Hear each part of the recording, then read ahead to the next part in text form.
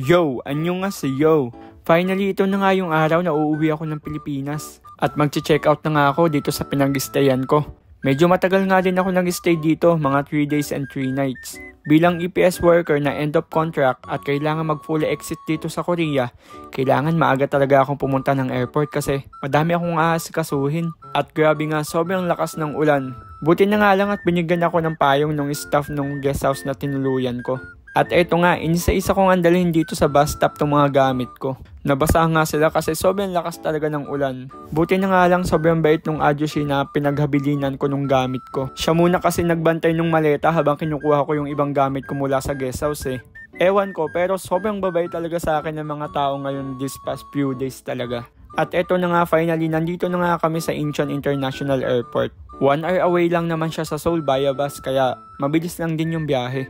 Naalala ko na naman tuloy yung naligaw ako. Pupunta talaga dapat ako na Namsan Tower tapos napunta ako dito sa airport.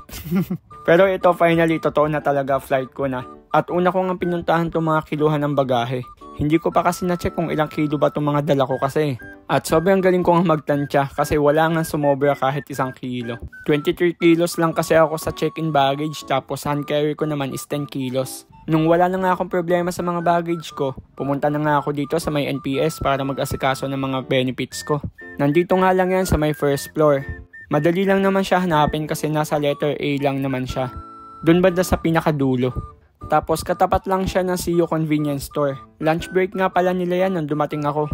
At hinintay ko na nga lang mag-alauna para ma-assist na nga din ako. Medyo nakakainip nga din maghintay kaya pumuntang nga muna ako dito sa may CU Convenience Store para bumili ng makakain. Hindi pa din kasi talaga ako kumakain ng tanghalian. Yung kinain ko lang sa guest house, yun na lang yung pinaka naging pagkain ko mula umaga. At yan nga pala yung mga kailangan kapag mag-aasikaso ka ng NPS mo. Yan yung tinatawag sa Korea na Kungmin or yung National Pension.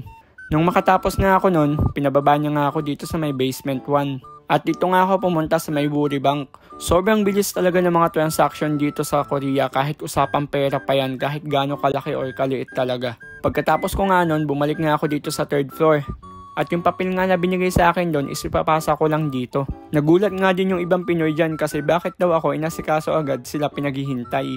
Binigyan daw pala sila kasi ng call time na 2:00. Sakto kasi pagpunta ko mag-2:00 na nun kaya dumiretso na ako. Hindi ko din naman alam. Shoutout po sa inyo, mabuhay po kayong lahat. Nung makatapos nga akong asikasuhin na lahat ng mga dapat kong ayusin, tumambay nga muna pala ako dito malapit sa may check-in area. Nag-edit na nga din ako ng iba kong videos para pag uwi ko nga ng Pilipinas, i-voice over ko na nga lang silang lahat. At eto nga, nag-check-in na nga din ako. 2:00 ako nag-check-in pero 7 PM pa naman yung flight ko. Pero okay lang din naman kasi may asikasuhin pa nga din pala ako sa loob. At saka mas okay na doon na tumambay, baka maiwan pa ako ng airplane. Wow! At eto na nga, nag-check-in na nga ako. Sobrang bilis nga lang dito.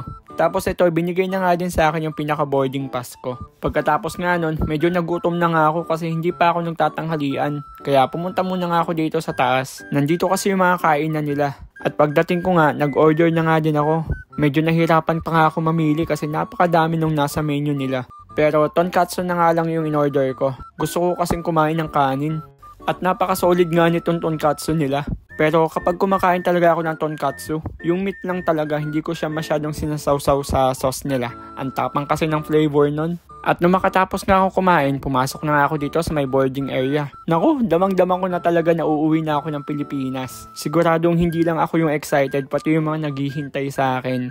Same as sa mga ibang OFW or kung sino man na uuwi sa Pilipinas, diba? Same feeling lang naman yan eh. At eto na nga, nasa loob na nga ako. At bago nga pala ako makapasok dito, na-surrender ko na nga pala sa immigration yung pinaka-ID ko.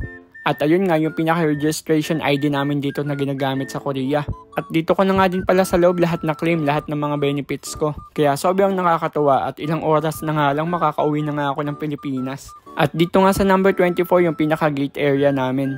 Papunta nga pala ng Japan yan, nauna magpa-flight sa amin. At maya-maya nga lang ako naman yung susunod na sasakay dyan. May ilang oras pa nga pala ako bago mag-flight. At pagpasok ko nga dito, may naghihintay na nga sa akin. Pagkakita niya nga sa akin, yo anyo nga sayo nga siya ng yo anyo nga sayo. Lagi nga daw silang nanonood ng video ko. Nung una nga, nahihiya pa nga ako sa kanila kasi hindi naman ako sanay na nakikipag-usap sa iba.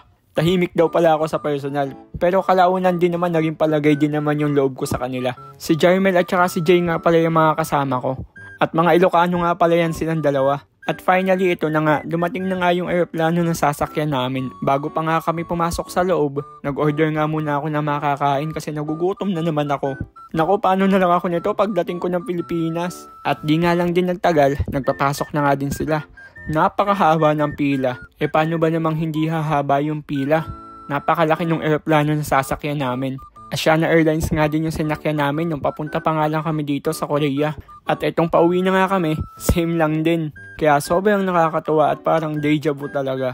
Yung sila yung naghatid sa'yo papunta sa pangarap mo, tapos sila din yung maghahatid sa'yo pagkatapos mo tupadin yung pangarap mo. Di ba ang sweet naman? Nako, Asiana Airlines baka naman. At sa ilang saglit nga lang, nasa Pilipinas na ako. Excited na ba kayo sa PH Vlog? Annyeong!